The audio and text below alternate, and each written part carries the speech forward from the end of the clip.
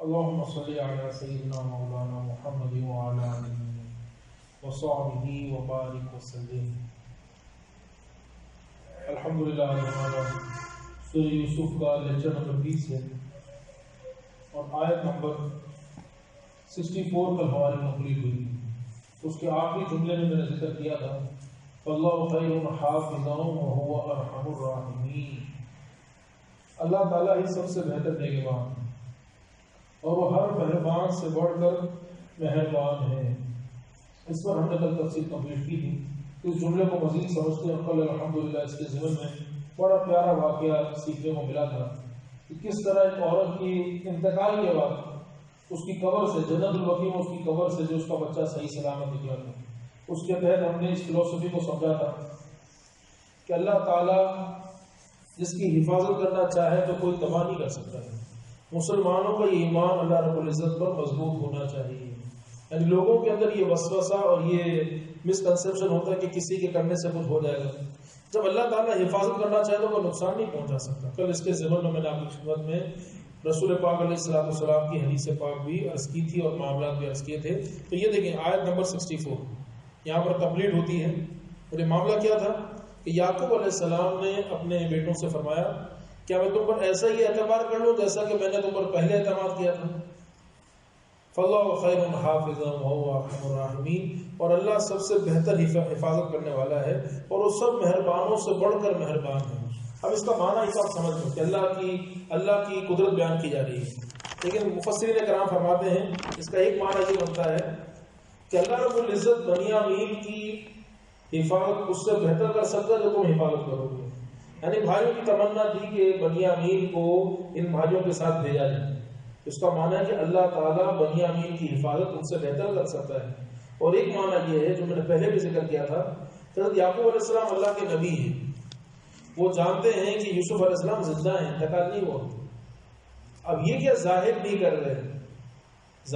رہے اور دوسرا یہ کہ انہوں نے صبر کیا ہوا ہے. اللہ تعالیٰ کا حکم ابھی نہیں ہے کہ ظاہر کریں. اس کا معنی یہ ہے کہ جب یوسف علیہ السلام کی بات چلی یعنی بادشاہ کی بات چلی اور یوسف علیہ السلام کا ذکر آیا کیا میں تم پر ایسے ہی بھروسہ کر لوں جیسا کہ میں نے یوسف کے معاملے میں تم پر بھروسہ کیا تھا. تو یہ آپ نے ذکر کیا اور یہ فاللہ خیر حافظا وهو ارحم الراحمین. یعنی اللہ تعالیٰ یوسف کی بہتر حفاظت کرنے والا ہے. تم نے تو حفاظت نہیں کی لیکن اللہ تعالیٰ یوسف کی بہتر حفاظت فرمانے والا ہے. تو اس کے اندر مفسرین کرام فرماتے ہیں کہ وہ جانتے تھے کان یعلم انہ حی. یعقوب علیہ السلام کہاں ہیں, یوسف علیہ السلام کہاں ہیں, لیکن مفسرین کرام فرماتے ہیں کہ یعقوب علیہ السلام جانتے تھے کہ یوسف زندہ ہیں. یعنی دوسرے شہر میں ایک شخص ہو اور ایک شخص دوسرے شہر میں ہو, 40 سال کا زیادہ عرصہ گزر چکا ہے, لیکن یہ اللہ تعالیٰ کی طرف سے علم, اللہ تعالیٰ جیسے علم عطا فرماتے. تو یعقوب علیہ السلام جانتے تھے کہ یوسف علیہ السلام زندہ ہیں. پتہ ہی چلا کہ نبیوں کو دور کی خبر ہوتی ہے, غیب کی باتوں کی خبر ہوتی ہے. بڑی بڑی تفسیروں میں یہ کتنا واضح جملہ ہے یعلم انہ حی.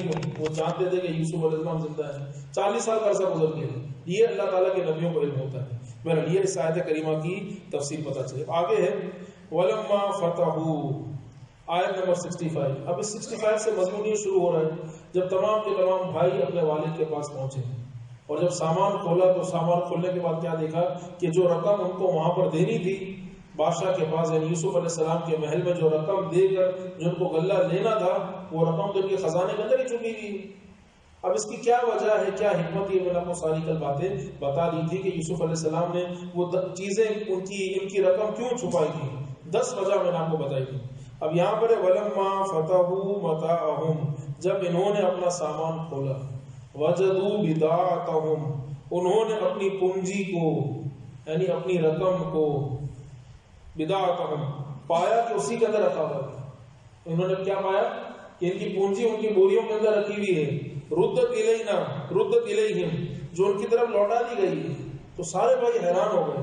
قرآن پاک میں قولوا, سب بولے یا ابانا, ہے ہمارے والد, ما نبغی, اور ہمیں کیا چاہیے, ہذہ بضاعتنا, یہ تو ہمارا جو ہم دینے گئے تھے اور اس کے بدلے غلہ لینے گئے تھے کہ ہمارے ملک میں شارٹیج ہے, کھانے پینے کا نہیں ہے. تو بادشاہ کا طریقہ ہے کہ کچھ دو گے تو اس کے بدلے تمہیں کچھ ملے گا.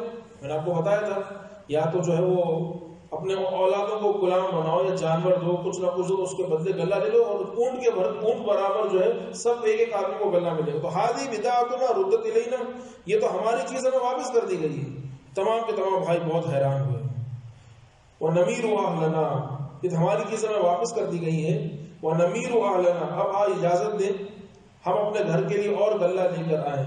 وَنَحْفَظُ أَخَانَا، اور ہم اپنے بھائی کی حفاظت کریں گے، ہم اپنے بھائی کی حفاظت کریں گے. وَنَزْدَادُ كَيْلَ بَعِيرٍ، اور اس کے اونٹ کا اور ایک اونٹ کا بوجھ اور زیادہ پائیں گے. وَنَزْدَادُ، ہم زیادہ پائیں گے. کیلا بعیر، ایک اونٹ کا بوجھ زیادہ پائیں گے. ذالک کیل یسیر، اور یہ بادشاہ کے لیے بہت ہی آسان ہے. تو آپ دیکھیں گے یوسف علیہ السلام نے کس حکمت کے ساتھ جو ہے وہ خزانہ جو ہے جو ان کو مال دیا، انہی کے مال کے اندر یہ چیز چھپا دی. تو یہ بھائی بڑے حیران ہوئے اور یہ جانتے نہیں تھے کہ کیا معاملہ ہے. یا ابانا ما نبغی، اور ہمیں کیا چاہیے. تو ما نبغی عربی زبان کا لفظ ہے. ما نبغی کا معنی کیا ہے؟ مفسرین کرام فرماتے ہیں کہ ماں کا معنی یا تو سوال کے معنی میں ہے، اور ہمیں کیا چاہیے. ماں نبغی، جو ہم دینے کے تھے ہمارے مال کے اندر چھپا ہوا ہے. کبھی ایسا ہو سکتا ہے کہ آپ اس سے مال خریدنے جائیں، وہ رقم جو ہے کرنسی آپ کے مال کے اندر چھپا کر کرتے. کس قدر محبت کا ثبوت ہے یوسف علیہ السلام ان بھائیوں کے ساتھ کہ جنہوں نے ظلم میں کوئی کسر نہیں باقی رکھی تھی. ای شیء نبغی فوق ھذا الاکرام، اس عزت کے بڑھ کر ہمیں اور کیا عزت مل سکتی ہے؟ اس عزت سے بڑھ کر ہمیں اور کیا عزت مل سکتی ہے؟ ان رجل رد دراہمنا الینا، اس شخص نے ہماری رقم ہمیں واپس کر دی. تو یہاں پر ماں ایک معنی ہے کہ نفی کے معنی میں، اور دوسرا معنی ہے کہ ماں جو ہے یہاں ایک تو سوال کے معنی میں ہے اور ایک نفی کے معنی میں. نفی کا معنی کیا؟ ہمیں اور کچھ بھی نہیں چاہیے. ابا جان ماں نبغی، ابھی ہمیں کچھ بھی اور نہیں چاہیے. جو ہم لینے گئے تھے وہ تو ہمیں دے دیا، اور جو آئندہ ہمیں جانا ہے اس کی رقم بھی پہلے سے ہمارے پاس موجود ہے. آئندہ جانے کا بھی انتظام ہو گیا. کیا اگر آئندہ جائیں گے کچھ نہ کچھ دینا پڑے گا، تو وہ بھی انہوں نے ہمیں وہی دے دیا واپس. اور ہمیں کچھ بھی نہیں چاہیے، ہمیں کچھ بھی نہیں چاہیے. بس جو ہمارے مال کے اندر چھپا ہوا ہے یہ واپس کریں گے تو ہمیں اور مال مل جائے گا. تو اس طرح بھائیوں نے تعجب کیا. ماں نبغی، اور ہمیں کیا چاہیے. ھذہ بدعتنا، یہ ہمارا مال ہمیں واپس کر دیا گیا. ردت الینا، ہمیں واپس کر دیا گیا. ونمیر اہلنا، آپ ہمیں اجازت دیں ہم غلہ لے کر آئیں. ونحفظ اخانا، ہم اپنے بھائی کی حفاظت کریں گے. ونزداد کیل بعیر، اور ایک اونٹ کے برابر سامان اور لے کر آئیں گے. اور یہ بادشاہ کے لیے بہت ہی آسان ہے. ذالک کیل یسیر، یہ بادشاہ کے لیے مشکل نہیں ہے. بادشاہ نے پہلے بھی ہم سے بہت عزت اور تکریم کی ہے، اس کے بہت زیادہ ہم پر احسانات ہیں. تو میں نے عرض کیا تھا کہ یوسف علیہ السلام نے بہت ان کو اعزاز اور اکرام اور بڑی محبت کے ساتھ رکھا تھا. اب جب یہ بات ان بھائیوں نے کہی اور یعقوب علیہ السلام نے جب یہ چیز دیکھی تو واقعی بہت بڑی بات ہے. تو یعقوب علیہ السلام نے جواب میں کیا فرمایا؟ آیت نمبر 66، قال لن ارسلہ معکم، کہا میں ہرگز اسے تمہارے ساتھ نہیں بھیجوں گا. لن ارسلہ معکم، میں ہرگز اسے تمہارے ساتھ نہیں بھیجوں گا. حتی تؤتونی موثقا من اللہ، یہاں تک کہ تم مجھے سچا وعدہ دے دو. یہاں تک کہ تم مجھے سچا وعدہ دے دو، قسم اٹھا لو، وعدہ کر لو. کیا وعدہ کر لو؟ لتاتوننی بہ، کہ ضرور تم اس سے لے کر ہی آؤ گے. وعدہ کرو میرے ساتھ، ورنہ میں نہیں بھیجوں گا. میں وعدہ کرنا ہوگا. الا یحاط بکم، ہاں یہ مگر یہ کہ تم گھر جاؤ. الا یحاط بکم، مگر یہ کہ تم گھر جاؤ. تو گھر جانے کا مطلب کیا ہے؟ تفسیر میں الا ان تموتوا کلکم فیکون ذلک عذرا، ہاں اگر تمہاری موت ہو جائے، ہلاک ہو جاؤ، کوئی مصیبت آ جائے تو یہ بات میں مانتا ہوں، لیکن اس کے علاوہ مجھے کوئی بات ایکسیپٹیبل نہیں ہے. تو میں سچا وعدہ کرنا ہوگا. اب جب یعقوب علیہ السلام نے ڈیمانڈ رکھی یہ قسم کھاؤ، فلما آتوہ موثقہم، جب انہوں نے یعقوب کو عہد دے دیا، جب انہوں نے یعقوب کو عہد دے دیا، قسم کھا لی. ہم قسم کھاتے ہیں ہم جائیں گے، بنیامین کو لے کر ساتھ جائیں گے، بنیامین کی حفاظت کریں گے اور اس کو واپس لے کر آئیں گے. ہم سب مل کر قسم کھاتے ہیں یہ پہلے کی طرح معاملہ نہیں ہوگا، پہلے کی طرح معاملہ نہیں ہوگا. آپ ہم پر بھروسہ کرو، قسم کھاتے ہیں، آپ ہم پر یقین کریں. تو جب انہوں نے یہ کہا، قال اللہ علی ما نقول وکیل، کہ اللہ کا ذمہ ہے، جو ہم باتیں کہہ رہے ہیں اس پر اللہ کا ذمہ ہے. ٹھیک، تم نے قسم کھا لی، اب یہ معاملہ میں نے اللہ کے سپرد کر دیا. جیسے کہ گھر میں چوری ہو جائے اور آپ اپنے گھر کے ملازم پر شک کریں کہ تو نے چوری کی، کہا میں نے تو نہیں کی. کہا قسم کھاؤ، کہا میں قسم کھاتا ہوں میں نے چوری نہیں کی. اب آپ کیا کر سکتے ہیں؟ آپ کہہ رہے نہیں اسی نے کی، اسی نے کی. تو آپ کیا کہیں گے؟ دیکھا اس نے قسم کھا لی تو بات ختم ہو گئی. اگر یہ سچ کہہ رہا ہے تو ٹھیک ہے، اگر یہ جھوٹ کہہ رہا ہے تو اس کو اللہ کی طرف سے مار پڑے گی، سزا ملے گی۔ جب ان بھائیوں نے قسم کھا لی تو یعقوب علیہ السلام نے کیا فرمایا؟ اللہ علی ما نقول وکیل، بس اللہ کے ذمہ ہے جو ہم کہتے ہیں، اب یہ اللہ کے ذمہ، اللہ ہمارا وکیل ہے، یعنی اللہ اس بات کا شاہد ہے اور گواہ، یعنی اللہ جانتا ہے اس بات کو جو ہم کہہ رہے ہیں۔ اب اس کا معنی عربی زبان میں کیا ہے؟ فَإِنْ وَفَيْتُمْ جَازَاكُمْ بِأَحْسَنِ الْجَزَاءِ، اگر تم نے اس وعدے کو پورا کر لیا تو اللہ تعالیٰ تمہیں اس کی بہترین جزا دے گا۔ اگر بنیامین کو لے کر گئے اور بنیامین کو واپس لے کر آ گئے، پہلے کی طرح دھوکہ نہیں کیا تو اللہ تعالیٰ تمہیں اس کی جزا دے گا۔ وَإِنْ قَدَرْتُمْ فِيهِ، اور اگر دھوکہ دیا ہے تو پھر اللہ کی بہت پکڑ ہوگی۔ اب یہ جو ہے اس طرح بات چیت ہوئی، قسم کھا لی۔ قسم کھانے کے بعد یعقوب علیہ السلام نے ان 11 بھائیوں کو روانہ کر دیا۔ جب یہ 11 بھائی روانہ ہوئے تو یہاں پر ایک بات ہے جو میں نے کل کہی تھی کہ ایسی کیا بات ہے کہ یعقوب علیہ السلام نے پہلے بھی ان لوگوں پر بھروسہ کیا تھا، اور ان لوگوں پر بھروسہ کرنے کے بعد اب دوبارہ ان پر بھروسہ کر رہے ہیں اور بنیامین کو ساتھ بھیج رہے ہیں۔ کیا یہ 10 بھائی بھروسے کے لائق ہیں؟ کیا ان پر بھروسہ کیا جا سکتا ہے؟ تو کیوں بھیجا؟ ایک تو وجہ ان بھائیوں نے قسم کھا لی، دوسری وجہ مفسرین کرام فرماتے ہیں 4 وجوہات ہیں۔ کتنی وجہ ہیں؟ 4 وجہ۔ بظاہر تو دیکھیں یہ سمجھ میں آ رہا ہے قسم کھا لی، لیکن اس کی گہرائی میں جہاں ہم سمجھنے کی کوشش کریں کتنی گہرائی ہے۔ نمبر 1 مفسرین کرام فرماتے ہیں انہم کبروا ومالوا الی الخیر والصلاح، اب یہ بھائی پہلے جیسے نہیں رہے تھے، یہ بھائی بہتر ہو چکے تھے، بزرگ ہو چکے تھے، بڑے ہو گئے تھے، نیک بن چکے تھے، اب نیکوکار ہو چکے تھے۔ پہلے کا معاملہ الگ تھا، اب کا معاملہ الگ ہے۔ 40 سال کا زمانہ گزر گیا ہے، اب یہ جن پہ میچورٹی آ گئی، پختگی آ گئی ہے، اور سارے کے سارے بھائی اب نیک ہو چکے تھے، بھلائی کی طرف جا چکے تھے۔ اسی لیے یعقوب علیہ السلام نے بھروسہ کر دیا اور بنیامین کو ساتھ بھیج دیا۔ دوسری وجہ کیا ہے؟ اور یعقوب علیہ السلام نے مشاہدہ کیا، انہ کان یشاہد، آپ نے مشاہدہ کیا کہ یہ 10 بھائی بنیامین سے وہ حسد نہیں رکھتے جو یوسف سے حسد رکھتے تھے۔ ان بھائیوں کا حسد کس سے تھا؟ حضرت یوسف علیہ السلام سے، کیونکہ یوسف علیہ السلام کے چہرے پہ الگ سی کشش تھی، نور نبوت، یہ اللہ کے نبی ہیں، اور یوسف علیہ السلام نے خواب دیکھا تھا، اس خواب کی تعبیر کی جو دی تھی، جو ان تک پہنچی تھی ان کی بیویوں کے ذریعے، اس کی وجہ سے بھائیوں کے دل میں حسد پیدا ہو گیا تھا۔ اور جب بھائی مارتے تھے کہتے تھے اب بلا اپنے سورج کو، اب بلا اپنے چاند کو، تو بھائیوں کے دل میں حسد پیدا ہوا تھا۔ کس سے پیدا ہوا تھا؟ یوسف سے پیدا ہوا تھا، بنیامین کے حوالے سے حسد پیدا نہیں تھا۔ تیسری بات یہ ہے کہ یہ زمانہ محتاجی کا زمانہ تھا، بڑی تکلیف تھی، کھانے پینے کو نہیں تھا، اور یا بنیامین جائیں گے تو ان کے حصے کا بھی پورا سامان، ان کی فیملی کا بھی پورا سامان آ جائے گا۔ ظاہر بنیامین کی بھی، ان کی بھی شادی ہو چکی تھی۔ پھر اللہ کے نبی ہیں، اللہ کے نبی کا ہر کام حکمتوں پر مبنی ہوتا ہے، اللہ کے حکم پر ہوتا ہے۔ تو یعقوب علیہ السلام کو اللہ تعالیٰ کی طرف سے وحی مل چکی تھی کہ آپ بنیامین کو روانہ کر دیں اور اللہ تعالیٰ بنیامین کی حفاظت کرے گا۔ تو یہ 4 وجہ ہیں۔ ان 4 وجوہات کی وجہ سے معاملہ کیا ہوا کہ یعقوب علیہ السلام نے بنیامین کو، جس سے بہت زیادہ محبت کرتے تھے، جس کو دیکھ کر یوسف علیہ السلام کی یاد آتی تھی، تو آپ نے ان سب کو جو ہے 11 بھائیوں کو روانہ کر دیا۔ پھر اب جب یہ بھائی داخل ہوئے مصر کی طرف تو یعقوب علیہ السلام نے ایک نصیحت کی۔ نصیحت کیا فرمائی؟ وقال یا بنی، آیت نمبر 67، وقال یا بنی، اے میرے بیٹوں، لا تدخلوا من باب واحد، دیکھو جا تو رہے ہو، ایک دروازے سے داخل مت ہونا۔ جیسا کہ حضور غوث پاک رضی اللہ تعالیٰ عنہ جا رہے تھے تو ان کی والدہ نے ان کو نصیحت کی تھی، بیٹا دیکھو اپنا خیال رکھنا، محنت سے پڑھنا، جب تم آؤ گے تو شاید میں واپس نہ ہوں، اور رقم ان کے کپڑے میں سیدھی تھی، کبھی جھوٹ نہیں بولنا راستے میں۔ تو حضور غوث پاک رضی اللہ تعالیٰ عنہ نے جھوٹ نہیں کہا، جو سچ تھا بتا دیا۔ اسی طرح یعقوب علیہ السلام نے بچوں کو روانہ کرنا ہے، لا تدخلوا من باب واحد، دیکھو ایک دروازے سے داخل نہ ہونا، جب شہر میں داخل ہو تو ایک دروازے سے داخل مت ہونا۔ وَادْخُلُوا مِنْ أَبْوَابٍ مُتَفَرِّقَةٍ، شہر کے مختلف دروازوں سے داخل ہونا، شہر کے مختلف دروازوں سے داخل ہونا۔ وَمَا أُغْنِي عَنْكُم مِّنَ اللَّهِ مِنْ شَيْءٍ، اور میں تمہیں اللہ سے نہیں بتا سکتا ہوں، یعنی جو اللہ کا فیصلہ ہے وہ اللہ کا ہے، لیکن میری تمہیں ایڈوائز ہے کہ ایک ساتھ داخل مت ہونا۔ جیسے کہ آپ کسی کو کہیں آپ جا رہے ہیں سفر میں، آپ کی بیوی یہاں پر ہے، دیکھو مغرب کے بعد گھر سے باہر مت نکلنا، پھر میں ذمہ دار نہیں ہوں، پھر میں کچھ نہیں کر سکتا ہوں، مغرب کے بعد، مغرب سے پہلے تو ہوگا گھر میں حفاظت ہوگی، رات کا میں کچھ نہیں کر سکتا ہوں. اس طرح کی جب بڑا ہوتا ہے مشورہ دیتا ہے، ایڈوائس دیتا ہے. وما اغنی عنکم من اللہ من شیء، جب اللہ سے تو میں نہیں بچا سکتا ہوں. جب کوئی چیز فیصلہ مقدر ہو چکا ہے، ان الحکم الا للہ، حکم تو سب اللہ تعالیٰ کا ہی. ہم کیا کرتے ہیں؟ اپنے حساب سے کوشش کرتے ہیں. علیہ توکلت، میں نے اسی پر بھروسہ کیا ہے. وعلیہ فلیتوکل المتوکلون، اور بھروسہ کرنے والوں کو اسی پر بھروسہ کرنا چاہیے. ہم اس پر بھروسہ کرتے ہیں، بھروسہ بھی ہمیں کرنا ہے، لیکن آپ نے ہمارا بھروسہ کس پر ہے؟ اللہ تعالیٰ پر. لیکن ہم اس بات پہ غور کریں، اگر آپ اس بات کو سمجھنا چاہتے ہیں کتنی گہرائی ہے اس بات میں. آپ نے کیا فرمایا؟ مل کر ایک دروازے سے داخل مت ہونا.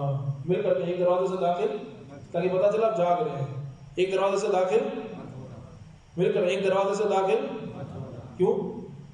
یعقوب علیہ السلام کو اللہ پر بھروسہ نہیں ہے، خود کہہ رہے ہیں کہ میں اس پر بھروسہ کرتا ہوں، اور بھروسہ کرنے والوں کو اس پر بھروسہ کرنا چاہیے. تو آج لوگ کہتے ہیں نا کہ آپ مزاروں پہ کیوں جاتے ہیں اولیاء کہ اللہ پر بھروسہ نہیں، اللہ ہی کافی ہے. تو اللہ تو کافی ہے، اس میں کوئی شک ہی نہیں ہے. لیکن آدمی بیمار ہوتا ہے تو ڈاکٹر کے پاس نہیں جاتا ہے. تو ڈاکٹر کے پاس جانا کیا شرک ہو جائے گا؟ اللہ تعالیٰ نے اسباب مقرر کر کے رکھے ہیں. یعقوب علیہ السلام اللہ کے نبی ہیں، بس اللہ سے دعا مانگی، معاملہ ختم ہو گیا. یہ بھائی ایک دروازے سے داخل ہو، 10 دروازے سے داخل ہو، فیصلہ تو اللہ تعالیٰ کا ہے، جو ہونا ہے وہ ہوگا. لیکن آپ کی ایڈوائس تھی، کیا ایڈوائس تھی؟ ایک دروازے سے داخل مت ہونا، مختلف دروازوں سے جانا. پتا چلا کہ آدمی اپنے حساب سے کوشش کرتا ہے. کوشش کیا تھی؟ تاکہ ان بھائیوں کو نظر نہ لگے، ان بھائیوں کو نظر نہ لگے. یہ بھائی بڑے خوبصورت تھے، یہ بھائی بڑے خوبصورت جسامت تھی، یعقوب علیہ السلام کی اولاد تھے. تو مفسرین کرام فرماتے ہیں کانوا موصوفین بالکمال والجمال، یہ سب کے سب بھائی میں کمال بھی ہے، جمال بھی ہے. اور دوسرا کیا؟ اللہ کی نعمت ہے. ایک باپ کی 1 درجن اولاد ہے، ایک باپ کی 1 درجن اولاد ہے. ابھی 11 بھائی ایک ساتھ داخل ہوں گے اور لوگوں کو پتا چل جائے کہ باپ کی اولاد ہے تو نظر لگے گی نہیں لگے گی؟ بولے کیسے باپ ہے بھائی، 11 لڑکے جوان اور کیسے خوبصورت، یہ تو کیسا مطلب معاملہ ہے. ابناء رجل واحد، تو نظر لگ سکتی ہے. بیٹے کس کے؟ یعقوب کی، یعقوب علیہ السلام. دعا کس کی؟ یعقوب علیہ السلام کی. لیکن پھر بھی آپ کیا کہہ رہے ہیں؟ ایک دروازے سے داخل مت ہونا، نظر لگ جائے گی. پتہ یہ چلا کہ انبیاء کرام بھی پورا انتظام فرماتے ہیں، نظر لگ سکتی ہے. کیا پتہ چلا؟ نظر لگ سکتی. اسی لیے ہم اولیاء کرام سے محبت رکھتے ہیں. دینے والا تو اللہ تعالیٰ کی ذات ہے، لیکن آدمی اپنے حساب سے کوشش کرتا ہے. آدمی اپنے حساب سے حد الامکان اپنے حساب سے آدمی جو کچھ کر سکتا ہے وہ کرے. باقی ہونا تو ہونا، نہیں ہونا یہ سب اللہ تعالیٰ کی طرف سے ہے. اب یہ نظر کے حوالے سے مفسرین کرام یہ کتنی اہم بات ہے، پورا الگ ٹاپک ہے نظر کا. آپ نے کیوں فرمایا تھا کہ نظر نہ لگے؟ کہتے ہیں رسول پاک علیہ السلام جو ہیں امام حسن امام حسین پر یہ کلمات پڑھ کے دم کرتے تھے، اعوذ بکلمات اللہ التامۃ من کل شیطان وہامہ ومن کل عین لامہ. دم فرما دو. کہا تمہارے جد امجد بھی ابراہیم بھی اسماعیل اور اسحاق پر اس طرح دم کرتے تھے. پتہ ہی چلا نظر لگ جاتی ہے. تو یعقوب علیہ السلام نے اس لیے فرمایا، تفسیر خازن میں ہے تاکہ ان بھائیوں پر نظر نہ لگے، ان بھائیوں پر نظر نہ لگے. پھر دوسرا یہ کہ رسول پاک علیہ السلام نے ایک موقع پر ایک صحابی سے فرمایا کیا میں تمہیں وہ کلمات نہ بتاؤں جو شریر جنات اور نظر بد سے تمہاری حفاظت کر لیں؟ وہ سب سے افضل ہیں. انہوں نے عرض کیا یا رسول کیوں نہیں، بالکل مجھے بتائیے کہ جس کی وجہ سے میں جنات کے شر سے بچ سکتا ہوں. کہ وہ کلمات یہ 2 صورتیں ہیں، قل اعوذ برب الفلق اور قل اعوذ برب الناس. تو یعقوب علیہ السلام نے یہ نصیحت فرمائی اور ان بھائیوں نے اس پر عمل کیا، اور اس پر عمل کرتے ہوئے جو ہے یہ بھائی مصر میں داخل ہو گئے. اس سے کیا پتہ چلا؟ اشارۃ علی رعایت الاسباب المعتبرہ. آپ بھی جتنی کوشش کر سکتا ہے کریں. تعویذ پہننا یہ مطلب نہیں کہ اللہ پر بھروسہ نہیں کرتے. معاذ آج کل ایسے لوگ ہیں کہ اللہ پر تمہیں بھروسہ نہیں ہے کہ تعویذ پہنے. تو اللہ پر بھروسہ ہے، لیکن اللہ کے کلام ہی کو ہم نے رکھا ہے نا، ہم نے اللہ کے کلام ہی کو استعمال کیا ہے. اور دوسری بات بڑی اہم بات ہے یہاں پر مفسرین کرام فرماتے ہیں کتنی گہرائی ہے، لیکن ایک ہی آیت ڈسکشن ہو رہی ہے اور وقت ہمارے پاس کم ہوتا ہے. مفسرین کرام فرماتے ہیں اس میں گہرائی کی بات یہ ہے یعقوب علیہ السلام جانتے تھے کہ یوسف علیہ السلام زندہ ہیں. اب وہ چاہتے تھے کہ بھائی مختلف دروازے سے داخل ہوں گے، ایک یہاں سے آ رہا ہے، ایک یہاں سے آ رہا ہے، ایک یہاں سے آ رہا ہے، ہر بھائی کی الگ الگ انٹری ہوگی. تو یعقوب علیہ السلام جانتے تھے کہ یوسف علیہ السلام کو کچھ موقع جو ہے خلوت میں، پرائیویسی میں بنیامین کے ساتھ مل جائے گا. مفسرین کرام فرماتے ہیں کہ بِأَنَّ مَلِكَ مصر ہوا ولد، وہ جانتے تھے کہ جو مصر کا بادشاہ میرا بیٹا ہے. تو بنیامین جب الگ دروازے سے آئیں گے تو یوسف علیہ السلام ان سے کچھ الگ میں بات چیت کر سکیں گے. اب یہ بھائی وہاں پر پہنچتے ہیں اور بڑا دلچسپ یہ واقعہ ہے. میں کوشش کرتا ہوں کہ 2 منٹ میں گفتگو ختم کروں. یہ بڑا دلچسپ ہے. ابھی سارے بھائی پہنچتے ہیں اور جو ہے یوسف علیہ السلام ان سے بڑا محبت بڑا محبت کا. ولما دخلوا من حيث امرهم ابوهم آیت نمبر 68. جب وہ داخل ہوئے جیسا کہ ان کے باپ نے ان کو حکم دیا تھا. اپنے باپ کے مشورے پر عمل کیا. آدمی کوشش کر سکتا ہے لیکن جب موت مقرر ہے تو موت آ جاتی ہے. نظر لگنی ہوتی ہے, نظر لگ جاتی ہے. آپ کا کام ہے کہ آپ کوشش کریں. ما کان یغنی عنہم من اللہ من شیء, وہ کچھ انہیں اللہ سے بچا نہ سکتا لیکن الا حاجۃ, مگر جو یعقوب علیہ السلام کے دل میں بات تھی, الا حاجۃ فی نفس یعقوب قضاها, جو یعقوب کے دل میں بات تھی وہ اس نے پوری سوچ نے پوری کر دی. وَإِنَّهُ لَذُو عِلْمٍ لِمَا عَلَّمْنَاهُ, کیونکہ یعقوب بے شک صاحب علم ہے, وہ علم والے تھے تو انہوں نے علم والی بات اپنے بیٹوں کو کہی. لما علمنا, ہم نے یعقوب کو سکھا دیا. ولکن اکثر الناس لا یعلمون, اور اکثر لوگ نہیں جانتے. تو یعقوب کو علم تھا, وہ جانتے تھے, تو انہوں نے اپنے بچوں کو جو ایڈوائز کی. یہ آیت نمبر 68 مکمل ہوئی اور 13ویں پارے کے 2 رکوع مکمل ہوئے. اب یہ بھائی کس طرح داخل ہوئے؟ کہتے ہیں جب وہاں پر محل میں داخل ہوئے تو یعقوب یوسف علیہ السلام نے بڑا ان کا احترام کیا ہے. اکرمہم وانزلہم, ان بھائیوں کا احترام کیا, ان کی جو مہمان نوازی کی, ان کی خوب خاطر تواضع کی. اور جب یوسف علیہ السلام نے دیکھا, انہوں نے کہا کہ آپ نے جس بھائی کے لانے کا کہا تھا وہ بھائی بھی ہمارے ساتھ آیا. یوسف علیہ السلام بڑے خوش ہوئے کہ اب تو دینے میں کوئی کسر نہیں چھوڑوں گا, تم نے میری خواہش کو پورا کیا ہے, اب دینے میں کوئی کسر باقی نہیں رکھوں گا. اور پھر ان بھائیوں نے کہا کہ اِنَّا أَبَانَا يُصَلِّي عَلَيْكَ وَيَدْعُوكَ وَيَشْكُرُ سَنِيَّكَ مَعَنَا, اور ہمارے والد جو ہیں آپ کے لیے بڑی دعائیں کر رہے ہیں, آپ نے ہم پر بڑا احسان کیا ہے. اب ان بھائیوں کے آپس میں ڈسکشن ہو رہی ہے. اب یہ بھائی دوسری دفعہ پہنچ چکے ہیں محل کے اندر اور اب آئے ہیں تو بنیامین کو بھی ساتھ دے کر آئے ہیں. اور یوسف علیہ السلام بہت خوش ہیں کیونکہ ان کے سگے بھائی آ چکے ہیں. ادھر یعقوب علیہ السلام صبر کر رہے ہیں, اپنے بیٹوں کو نہیں بتا رہے کہ یوسف زندہ ہے, اور یہاں پر یوسف علیہ السلام صبر کر رہے ہیں, اپنے بھائیوں کو نہیں بتا رہے کہ میں تمہارا بھائی ہوں. یہ کیسا جو ہے سمجھے کہ اللہ تعالیٰ کے احکامات پر کیسا عمل ہو رہا ہے, یہ کیسا صبر ہے. اللہ اکبر. اب جو ہے معاملہ جو ہے سمجھیں کہ محبت بڑھتی جا رہی ہے, شدت بڑھتی جا رہی ہے. ساتھ ہی جو ان بھائیوں نے خط دیا کہ ہمارے والد نے خط دیا ہے. اللہ اکبر. تو یوسف علیہ السلام نے جیسے اپنے والد کا خط پڑھا ہے, زار و قطار جو ان کی جو ہے آنسو نکلنا شروع ہوئے, اور جو ہے حد امکان انہوں نے کوشش کی اور پھر فوراً کھانا لگانے کا آرڈر دیا. اب جب کھانا لگا ہے, دسترخوان بچ گیا, تو ہر دسترخوان لگا کہ 2 افراد بیٹھے ہیں. بھائی کتنے تھے؟ یہ 11 آئے تھے, اور دسترخوان پہ کہا کہ ہر دسترخوان پر 2 بیٹھیں گے, 2. تو 5 دسترخوان پر 10 بیٹھے. چھٹے دسترخوان پر جو ہے ایک شخص اکیلا بیٹھا ہے جس کا نام بنیامین ہے. تو بنیامین جو بہت رونے لگے کہ ہر جو ہے اپنے ساتھی کے ساتھ بیٹھا ہے, کاش آج میرا بھائی یوسف بھی زندہ ہوتے. کیسے مخلص لوگ تھے. 40 آج تو 3 دن کے بعد لوگ اپنی ماں کو یاد نہیں کرتے. 40 سال کے بعد بنیامین وہاں پر دسترخوان پر اکیلے بیٹھ کر جو ہے وہ رو رہے ہیں, آج میرا بھائی یوسف بھی زندہ ہوتا تو مجھے ساتھ بٹھاتا. تو یوسف علیہ السلام نے جب دیکھا تو وہ بھی آنسو بہہ رہے ہیں, ان کے آنسو چھپا رہے ہیں, ظاہر نہیں کر رہے. حکم کا انتظار کرنے کا, اللہ کا حکم ہو جائے.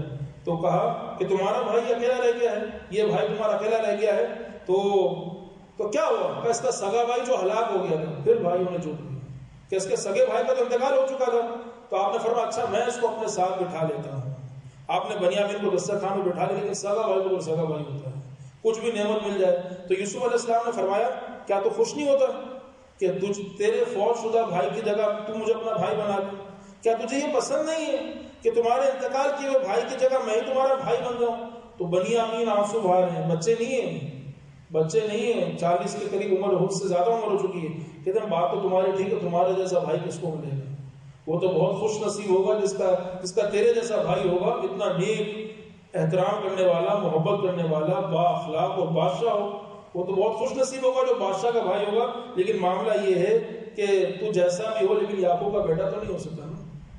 تو جیسا بھی ہو یعقوب کے بیٹے کے برابر, یوسف کے برابر تو نہیں ہو سکتا, اور راہیل کے بیٹے کے برابر تو نہیں ہو سکتا. ہماری اماں راہیل تھی اور جو میری ماں باپ کا نام یعقوب ہے, تو کچھ بھی ہو یعقوب اور راہیل کے بیٹے جیسا تو نہیں ہو سکتا. تو یوسف علیہ السلام کی بھی آنکھوں سے آنسو بہہ پڑے, اور آپ نے روتے رہے اور اپنے بھائی کو سینے سے لگا لیا اور فرمایا انی انا اخوک, میں وہی تیرا بھائی ہوں, میں وہی تیرا بھائی. تو یہ قرآن پاک میں یہاں پر جو ہے آیت نمبر 69 ہے. وَلَمَّا دَخَلُوا عَلَى يُوسُفَ, جب یوسف پر داخل ہوئے, یوسف پر آوَا إِلَيْهِ أَخَاهُ, تیسرا رکوع یہاں سے شروع ہوتا ہے, آوَا إِلَيْهِ أَخَاهُ. تو یوسف علیہ السلام نے جگہ دی, اپنے پاس بٹھایا. انی انا اخوک, پھر اس بھائی سے فرمایا انی انا اخوک, میں تیرا وہی بھائی, بے شک میں تیرا بھائی ہوں. اب وہ زاروں قطع رو رہے ہیں، دونوں بھائی گلے لگے ہوئے ہیں، اب دوسرے بھائیوں کو پتہ بھی نہ چلے، فلا تب تجد کم نہ کر، ان بھائیوں کو پتہ نہیں چلنا چاہیے، بما کانوا یعملون، جو یہ کرتے ہیں اس پر غم نہ کر، اللہ تعالیٰ نے یہاں تک پہنچا دیا ہے، ہمیں جمع کر دیا ہے، آگے بھی ہمارے لیے آسانی ہوگی۔ تو بنیامین نے کہا اب تو میں تمہیں چھوڑ کے نہیں جاؤں گا، اب تو میں تمہیں چھوڑ کے نہیں جاؤں گا۔ تو یوسف علیہ السلام نے فرمایا ویسے ہی ہمارے والد غمگین ہیں میرے جانے پر، اب تم بھی یہاں ٹھہر جاؤ گے تو پھر کیا ہوگا، تم واپس چلے جاؤ اور کچھ نہ کچھ اللہ تعالیٰ کی طرف سے انتظام ہو جائے گا، اور ہم کو ایسا راستہ کرتے ہیں۔ اور میں یہ بھی نہیں چاہتا کہ تم پر کوئی الزام لگا کر تمہیں کسی طرح روک لوں، تم پر الزام لگا کر کچھ نہ کچھ ایسا بہانہ کرنا یہ مناسب نہیں ہے، وقت آنے پر ہم سب ساتھ بیٹھیں گے۔ تو اس طرح جو یہ بھائی یہاں پر جمع ہوئے، اور اس موقع پر آپ کو حکم ہوا کہ آپ ظاہر کر دیں، تو آپ نے اپنے اس بھائی سے ظاہر کیا، ابھی تک کسی بھائی کو اطلاع نہیں دی۔ باقی انشاءاللہ تفصیل کل عرض ہوگی کہ کس طرح آپ نے ہیلہ اختیار کیا اور کیا طریقہ اختیار کیا گیا، ان بھائیوں کو روانہ کیا اور کس طرح آگے معاملہ بڑھا۔